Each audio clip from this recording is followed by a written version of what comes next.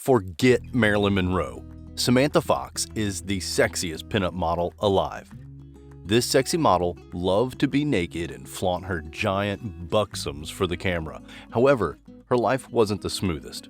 From a father who almost killed her and her scammer boyfriend to a glorious career as a model, this is the exotic and dramatic life of Samantha Fox, the woman whose natural beauty will make you shake in excitement. Samantha Fox is so sexy that her bra is similar to a museum artifact, and no, we aren't messing with you. In 2008, Fox donated her favorite bra to a charity auction. See what we mean? Her bra is so respected that it is definitely going to make money for charity. However, Fox does charity in other forms. In 2011, she appeared as part of a campaign for LGBT charity, the Albert Kennedy Trust. Wait, is she gay? Before Fox gave out bras and campaigned for homosexuals, she was born on the 15th of April in 1966. The model inherited her showmanship from her mother, who was an actress and former dancer. Her mother used to perform in the 1960s pop music program Ready Steady. Her dad, on the other hand, wasn't a showman. He was a builder, as you'll come to see. He was the sexy model's nemesis. As a teenager, Fox had become frequent on the beaches in Europe and had acquired an exotic taste. She had come to enjoy sunbathing topless. However, at the time, she didn't know that she was preparing herself for what was coming. Curious about what that is? Continue watching. When the glamour model turned 16, her mother had an idea. At the time, it was legal for a 16-year-old to appear nude in the papers, so her mother decided to take sexy photos of the model wearing lingerie and entered into an amateur contest. She came second in the contest, and an opportunity arose. A photographer for The Sun invited her to pose for page 3, but there was a condition. Fox had to appear in a couple of photographs topless. Fox took the opportunity with both hands, as she didn't have a job, and the jobs that were available were rough, low-paying jobs, according to Fox. The glamour girl tried to join the police at some point but was disqualified due to her height. However, she wasn't meant to be a police officer. She was meant to stir the desires of men. The model debuted on page 3 in 1983 and signed a 4-year modeling contract with The Sun. By the next year, she won Page 3 Girl of the Year, and she did it 3 years in a row. The glamour model's best asset is her huge bust, which draws readers to Page 3 like a moth to a flame. So she did something crazy.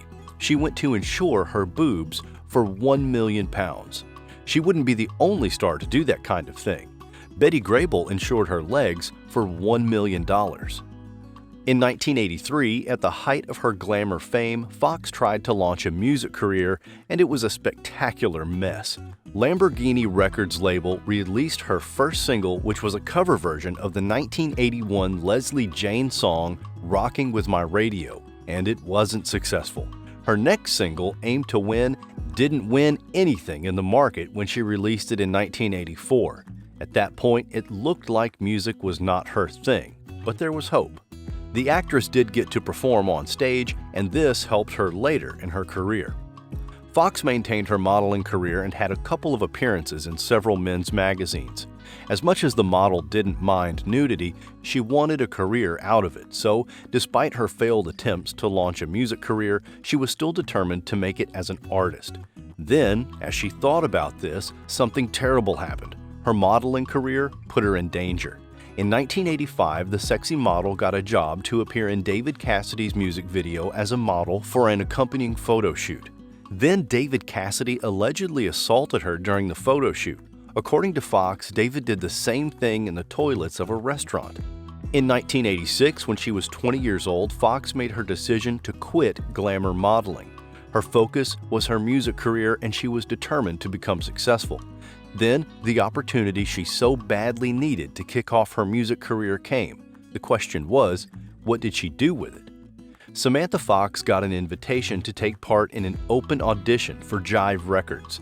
The record label was looking for a star, Britain's version of Madonna, to record the single Touch Me, I Want Your Body.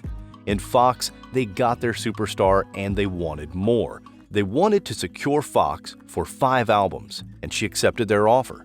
It was one of the best decisions she would ever make. That single was a hit. It reached top 10 across Europe and the charts in multiple countries. In the UK, the song reached number 3 in the charts. In the US, the model single got to the 4th position on the Billboard Hot 100. The glamour model had a taste of musical success and she was hooked. Her next single, Do You Wanna Please Me, was also a massive success. The single got to the top 10 in the UK. The actress then released her debut album and it was average, at least in the UK where she peaked at number 17. However, the album was loved in Europe and it became number 1 in Finland. For the model, this was still a success, and for her critics, Fox had words. She described the female critics as plain, dumb women without any sex appeal. Ouch. She didn't stop there. She said that many male music critics, quote, look like Elvis Costello, unquote. The sexy star released her second album, Samantha Fox, in 1987, and her song Nothing's Gonna Stop Me Now was successful in the UK as it was part of the top 10 UK songs. Naughty Girls Need Love Too, on the other hand, was number 3 in the US. With her success in her music career, the actress got nominated for the British Female Solo Artist category. However, she lost to another female artist. Fox might miss out on the award, but she wasn't missing out on making the big bucks. Then she made a discovery. Her manager had allegedly been stealing from her. How did she even find out? First, it gets crazy. Her father was her manager and had been so before 1991. So what happened was her father went to take alcohol and hard drugs. In his confused state, the model claimed her father assaulted her and left her with broken ribs, cuts, and bruises. After the assault, Samantha Fox replaced her father as her manager and sent accountants after him. The accountant found out that her father had squandered £1 million of her money. Yikes! Her father moved the £1 million to offshore bank accounts. It gets worse. Fox's dad didn't pay tax on her earnings for 10 years. Angrily, Fox sued her dad and got a £363,000 court settlement in 1995, which she used to pay her tax. This wouldn't be the last controversy the sexy glamour model would be involved in. The next one also involves money. The sexy model continued to enjoy success in her career. In 1988, she released her third album, I Wanna Have Some Fun, and it had 2 hits. The first one, I Only Wanna Be With You, placed at number 16 in the UK, and the second one, I Wanna Have Some Fun, at number 8 in the US. Apart from the success of those singles, the album did well in the UK and US. By 1989, she had great success in Europe and Australia. She had also gotten top 10 singles in both the UK and US and 3 gold albums. The model had become a hot item in the entertainment industry, so in 1989, the actress and Mick Fleetwood were made the co-presenters of the Brit Awards. It was one of the sexy star's worst endeavors. The BBC broadcast the award, and it was described as chaotic and in epic shambles. The presenters continued to make mistakes and even failed to show a recorded message from the great Michael Jackson. That's not the only high-profile error they made. They introduced Boy George as the 4 Tops. What the heck was going on? This was supposed to be one of the best nights for the sexy model, and everything went wrong. Fox revealed that it wasn't the fault of the presenters, that the auto cue was malfunctioning and they were given wrong information. Unfortunately for Fox, things were just beginning to go wrong. Her parents separated in 1988, and it was affecting her. It was around this time she met Australian fraudster Pete Foster. Foster was smooth, but the model was still aware even if she was vulnerable. He tried to get her to marry him by proposing, and she almost accepted.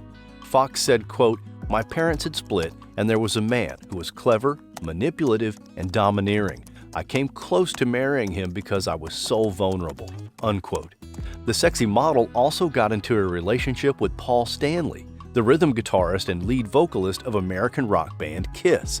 She also dated Spanish bullfighter Rafi Camino and journalist Kit Miller. However, as you'll come to see, the model's sexual interests are different. In the 90s, the model's singing career had begun to dwindle. Her 1991 album didn't sell as much, and so she tried to get into the movie industry at the time. She got into a couple of films, but none was the vehicle that would help her sustain her fame. Then she traced her roots. She returned to glamour modeling for the occasional shoot and did a nude photo shoot for the October 1996 issue of Playboy magazine when she was 30 years old. While she would remain as one of the most popular glamour models around with her incredibly giant bosoms, Fox wasn't returning permanently to glamour modeling. She still believed in her music career. So in 1995, she joined with Chris Bonacci, the former lead guitarist for the all-female rock band Girl School. So the sexy model joined with Bonacci in more ways than one, and we'll get to that soon. She eventually joined with Lorraine McIntosh to form the short-lived band Socks. The trio joined the competition, A Song for Europe, the UK's pre-selection competition for the 1995 Eurovision Song Contest. Their song, Go for the Heart, came in 4th place out of 8 songs, and they released the song as a single before they broke up. Fox still didn't have much joy with her solo career. Her 1997 album 21st Century Fox wasn't successful. Fox continued to get other work, and one of them led to questions about her sexuality. In 1999, she was the judge of a lesbian beauty pageant, and people started asking if she was a lesbian. At the time, the actress was working with Chris Bonacci, and rumors started that Bonacci was her lover. Fox didn't say anything, but Bonacci did, and revealed that she was indeed Fox's lover. She even confirmed that they dated for 4 years. So why was Fox hiding her sexuality? Fear of rejection or what? Eventually, she came out as a lesbian in 2003 and revealed she was in a relationship with Myra Stratton. The sexy model then revealed that she knew she was a lesbian since she was in her mid-20s, but was afraid to come out because of fan reactions and her fears of stalkers. The star and her partner lived a happy life and even took part in Celebrity Wife Swap, exchanging with Freddie Starr and his wife Donna. Eventually, the couple split up. No, it wasn't that they broke up. Fox suffered another tragedy. Her long-term partner Stratton got cancer and died in 2015. Sexy Fox fell in love again and got into a relationship with her tour manager Linda Bridget Olsen in 2016. The two of them got engaged in 2020, and after postponing their marriage due to COVID, they eventually got married on June 18, 2022, in a Eurovision-themed ceremony at King's Oak Hotel in Epping Forest, Essex.